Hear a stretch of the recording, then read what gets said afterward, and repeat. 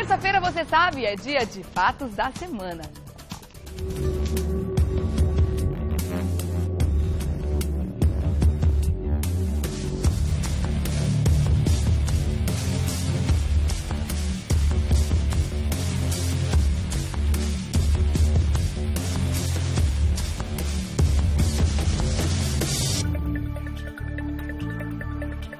Fatos da semana de hoje, um dos assuntos é a polêmica em torno do FIES, que é um financiamento que ajuda muita gente a conseguir a graduação, a conseguir o diploma na universidade. Ele está sofrendo mudanças e desagradando a muitos alunos e também às instituições de ensino. Dá uma olhada.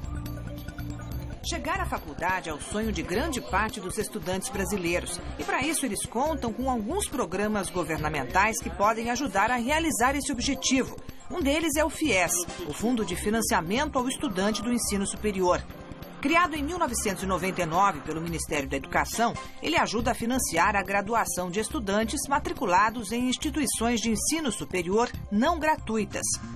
Mas no fim do ano passado, o governo divulgou novas regras para solicitar o FIES, o que causou grande polêmica e dificuldades para os estudantes interessados. É sobre esse assunto que vamos falar agora no Revista da Cidade. O doutor Eduardo já está com a gente aqui. Bom dia, meu querido. Como é que você está? Tudo bem? Eu estou bem. Tudo ótimo. Bem-vindo sempre, viu? Obrigado, viu? É sempre uma satisfação estar aqui com vocês. Muita gente vai estar ligado nesse assunto agora, porque são tantos os beneficiados do FIES hoje em dia e tanta gente que, fazendo o colegial agora, ou pessoas que estão em idade escolar, já estavam mirando no FIES lá na frente, imaginando que isso é um grande benefício e que isso ia ser uma grande ajuda no orçamento da família, ao mesmo tempo a pessoa ia conseguir a graduação. Só que aí vem uma nova, na verdade, uma série de novas regras que vai mudar muito a forma como as pessoas vão conseguir esse financiamento. E a gente consegue perceber, doutor Eduardo, que a gente teve uma evolução enorme, quer dizer, não dá para não comemorar os números que o FIES tem hoje, porque realmente ajuda muita gente. Só que aí chega num patamar em que o governo vê que não dá mais e tem que prever orçamento, e tem que reduzir, cortar aqui, cortar ali. A gente pode dizer que foi falta de planejamento?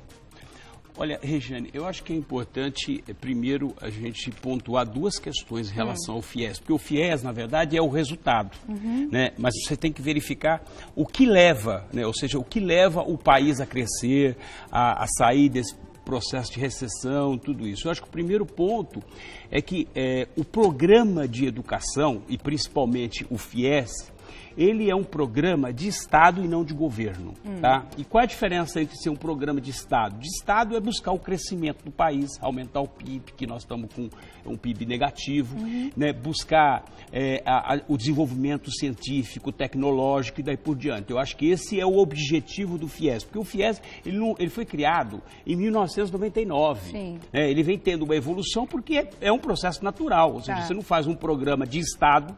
E eu digo, quando é de Estado mesmo, não tem nada a ver com partido, não é do governo, não é aquele que está no poder que é dono daquele programa. Apesar do governo ter usado isso como bandeira de campanha fortíssima. Mas não é isso. Então, esse é um programa de Estado. Então, esse é o primeiro ponto. Eu acho que o segundo ponto que eu gostaria de colocar é a questão do ranking, né? Porque nós vamos ter agora um Fórum Mundial da Educação, que vai ser na Coreia do Sul, por sinal, e que vai estabelecer quais são as metas do milênio sobre educação. O que na verdade espera, porque você sabe que em 2000, Kofi Annan, que era secretário da ONU, estabeleceu 15 anos para os 193 países estabelecerem metas.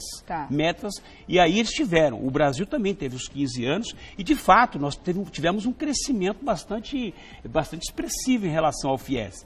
Só que o que acontece? A partir do momento que você cria uma expectativa, né, para aqueles jovens que querem estudar, que buscam o financiamento porque não tem condições, não tem recursos para poder bancar uma faculdade, porque, obviamente, uma faculdade privada é muito cara. E nós temos as federais, né? Nós temos as universidades federais que foram criadas nesses últimos anos. Mas não é o suficiente. Não é o suficiente. Então, esse programa do FIES, como você tem o ProUni, como você tem o SISU, né, que são programas de financiamento, financiamento estudantil para que as pessoas possam atingir o seu profissionalismo, né, ou seja, sair da faculdade como profissional, com um trabalho garantido, isso acabou se frustrando em 2015, porque até 2014 Só para você ter uma ideia... Quase todo mundo que tentava conseguia. A evolução de 2010 para 2014, aproximadamente 1.900 contratos.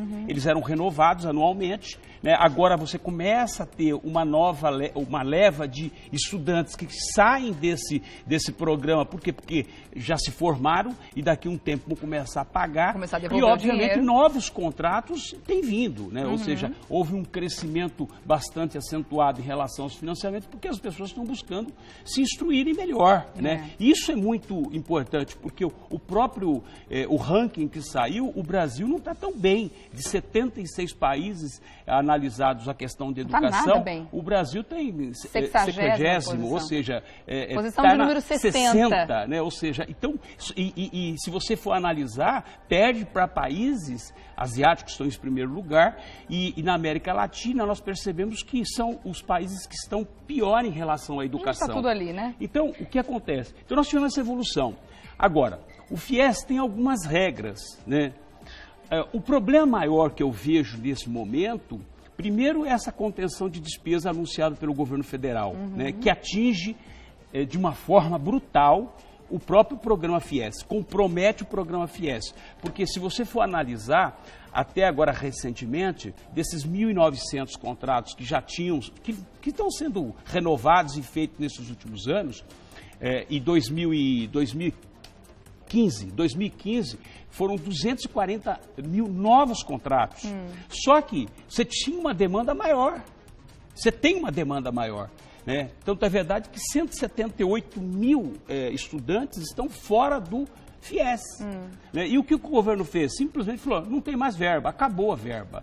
E não é assim que funciona, porque se você tem uma projeção de aumento, é óbvio, até o ano de 2014 nós tínhamos 1.900 contratos, né, o governo federal. É óbvio que você tem uma majoração, você tem que prever que no ano seguinte você tem um aumento e o orçamento tem que aumentar, você não pode cortar na educação. Educação é único, educação, saúde. Prioridade, né? É o que outro dia eu comentei, é o tripé, né, da sustentabilidade, da questão da garantia humana, né? Eu acho que da segurança humana. Saúde, educação e segurança. E segurança, são esses três. São três ministérios que não podem ser, e secretarias dos governos que não podem ser atingidas de forma alguma. Né? E, obviamente, nós estamos falando de educação básica também, que não pode, você não pode cortar o orçamento da educação básica, né, da creche, dos primeiros anos do fundamental. E a faculdade é importante, porque se você quer um país evoluído, e o ranking, inclusive, esse ranking traz uma notícia muito interessante. Eu achei isso muito Ele interessante fala o também. seguinte, que nos próximos 15 anos, se o Brasil investir maciçamente em educação, ele pode melhorar 7 vezes o grau em relação à questão do né? PIB, em relação ao crescimento do país. Então, se você tem essa... Isso é para mostrar para os governantes que acreditam que um país mal instruído, mal educado é a melhor solução, isso mostra que é justamente o contrário, que o crescimento econômico está intrinsecamente ligado à questão da educação, que tão pouco investimento está tendo. E Regiane, mais, cria uma perspectiva de futuro, coisa que hoje o brasileiro não tem essa perspectiva de futuro. Né? Todo mundo fala, eu quero uma luz, eu quero enxergar a luz no final do túnel. Eu acho que a educação, o investimento da educação, outras questões, infraestrutura, isso você pode buscar financiamento internacional para você, como de fato está acontecendo, está chegando aí a China querendo investir nos próximos 10 anos 250 bilhões em infraestrutura. Então, dinheiro de infraestrutura tem que sair realmente da iniciativa privada, de outros governos e daí por diante, para poder fazer como o Brasil faz, ou seja, constrói porto em Cuba, na Venezuela também faz investimento, na Colômbia faz investimento, mas e no Brasil? Então eu acho assim um pecado mortal, né, que o governo federal tem feito.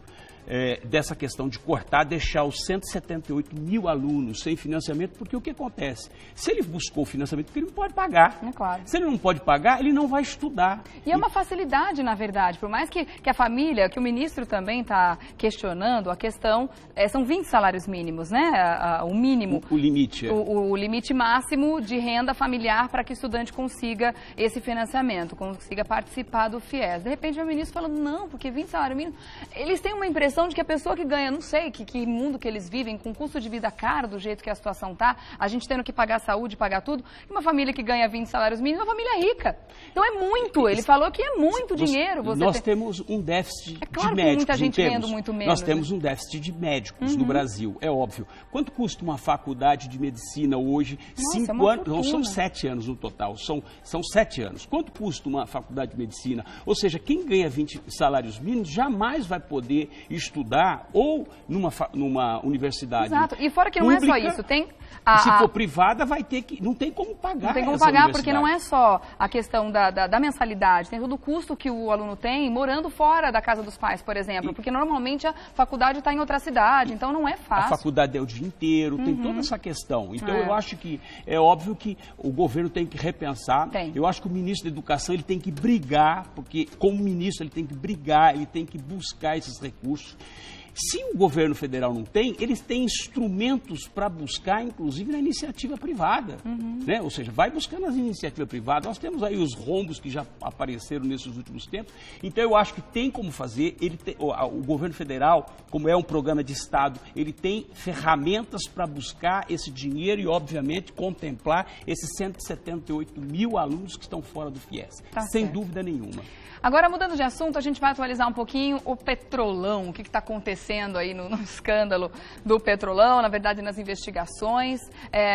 Na verdade, o que tem de novo para essa semana é que o empreiteiro, né, o dono da UTC, está entrando no acordo da delação premiada, o que está sendo considerado um marco, né, para os investigadores, para quem está levando essa investigação adiante, porque é a primeira vez que um dono da empresa fala, né, entra na delação premiada, porque até então eram os diretores, eram os dirigentes, pessoas que não eram exatamente os donos, que têm mais a perder, a gente pode dizer assim. Pela primeira vez um dono faz aí esse acordo de delação premiada e está trazendo informações importantes, né, doutor? Dizem que o Ricardo Pessoa, que é o dono da UTC e da Constran, ele era o chefe de todo o cartel, ou seja, de todo aquele grupo de empreiteiros, e que ele, obviamente, que fazia a distribuição das obras para quem ia atuar nessa licitação ou naquela e daí por diante. Então, ele era o pivô de tudo isso, segundo informações, segundo as investigações da Lava Jato. Ele foi colocado em liberdade, está lá aquela liberdade relativa, porque está com a tornozeleira e não pode, está afastado das empresas, não pode atuar nas empresas por enquanto, né? E obviamente acabou, mesmo sendo colocado em liberdade, como aproveitou outros, foram 9 no totais de empreiteiros que foram colocados em liberdade há 2 semanas atrás, ele tinha prometido e tinha se comprometido de fazer a delação premiada. E de fato ele assinou agora, no dia 13 de maio, assinou a delação premiada e se comprometeu, né, com o Ministério Público Federal de Brasília, que obviamente vai ser utilizado também em Curitiba, né, se comprometeu em pontuar 30 passagens, ou seja, 30 momentos dessa questão dos fatos ocorridos, né, que acaba envolvendo várias pessoas. Ele já delatou, ou seja, já passou o nome de alguns políticos que se beneficiaram desse esquema. Né, de Minas, e mais, ele admitiu que ele praticou o crime, né, porque a delação premiada a pessoa tem que admitir. Sim. Ele vai ter uma multa de 50 e poucos milhões, que já está acertado isso, né, e além disso ele vai revelar todas as pessoas que estiveram envolvidos, pontuando. Tanto é que ele já pontuou que o dinheiro que foi doado na última campanha tanto da presidência quanto de um governador, como de outro, enfim. Então ele já começou a apresentar qual era a rede e quais os valores que foram distribuídos, e ele já, inclusive, revelou de que ele, algumas doações, né, doações que diz que é legal, mas na verdade foram dinheiro desviado da própria Petrobras, porque a Petrobras é o pivô de tudo isso. A Petrobras, pelo que nós percebemos, bancava tudo, né? Financiou a campanha política desses últimos tempos. E a vida de muita gente também. Então esse que é o problema. Por isso que está com um rombo de 6 bilhões. Já falaram em devolução do dinheiro? E além de financiar todas essas campanhas, nós temos também os desvios do dinheiro feito pelos funcionários, como já começaram a arrecadar aí quase 500 milhões aí que foram arrecadados, né? Devolvido uma parte para a Petrobras. Então, a questão é exatamente isso. Agora, o que preocupa muito, que a Veja, inclusive, anunciou dessa semana, é uma tentativa de desarticulação da Lava Jato, ou seja, contaminar a Lava Jato, porque teve uma denúncia, né, de que alguns grampos teriam sido instalados nas celas do Youssef, né, e de algumas pessoas. Então, nós tivemos duas versões. Uma versão diz que aquela instalação daquele equipamento para poder ouvir as pessoas num determinado local, que é o fumódromo, na verdade, onde os presos fumam, teria sido instalado na época do Beiramar, quando o Beiramar estava preso em Curitiba. Então fizeram essa primeira versão. Estava lá até hoje. E uma outra versão que estava lá e que, na verdade, disseram que não estava funcionando mais. E a segunda versão que aparece agora é que essas escutas telefônicas que foram instaladas na carcerária da PF de Curitiba teria sido feita pelos delegados, a mando dos delegados que estão conduzindo a Lava Jato. Então isso cria um problema. Qual é o problema que cria? Cria porque pode contaminar, né, e alegar que aquelas provas são ilícitas. Só que tem uma coisa que eu gostaria mas só que uma coisa que eu gostaria de abordar, você pode até declarar nulidade em determinado momento que foi coletada uma prova ilícita, mas no nosso sistema jurídico não tem como falar essa prova não existe, tira isso do processo. Não existe nenhum dispositivo legal que fala para arrancar aquela prova ilícita do processo. Não existe isso. Então aquela prova, mesmo que ela seja declarada ilícita e por qualquer razão, ela não contamina o processo inteiro. Tanto é verdade que nós tivemos um ex-ministro, né, que declarou, inclusive, eu não me lembro aqui o nome do ex-ministro, mas ele já deu esse parecer dizendo que de fato não há uma contaminação. O que você pode falar é declarar nulo naquela situação. Então, o que eu vejo são duas situações. Primeiro, a questão da delação premiada do Ricardo Pessoa, né, que é chave, pivô, vai poder trazer as pessoas para dentro do processo, né, e a outra questão é, de repente, contaminar e comprometer a questão da Operação Lava Jato. Né? Mas uma dessas, delegados podem ser afastados, pode ter um prejuízo nesse sentido também. Então, mas existe uma questão, até para finalizar, existe uma questão que, de fato, o delegado que conduz uma investigação, ele não pode ser removido daquela investigação. Tá? Isso é dispositivo legal. Tá? Promotor pode, ser juiz pode, mas delegado não pode, entendeu? Então, essa é a questão. Vai ter uma discussão, obviamente, judicial, que vai bater nos tribunais. Né? Eu acho que essa é a questão maior. Semana que vem a gente continua atualizando, então, as pessoas que estão em casa a respeito do Petrolão e também falando sobre outros assuntos importantes aqui com o Dr. Eduardo, sempre às terças-feiras, tá bom? Quer continuar o contato nos outros dias da semana? Você acessa o Facebook, Eduardo César Leite, lá no Face. É só procurar que ele tá lá para interagir com todos também, não é? Eu que agradeço. Obrigada mais uma vez, Boa semana para vocês. Para você também, meu querido. Até terça que vem, tá bom? Terça. Obrigada. Até.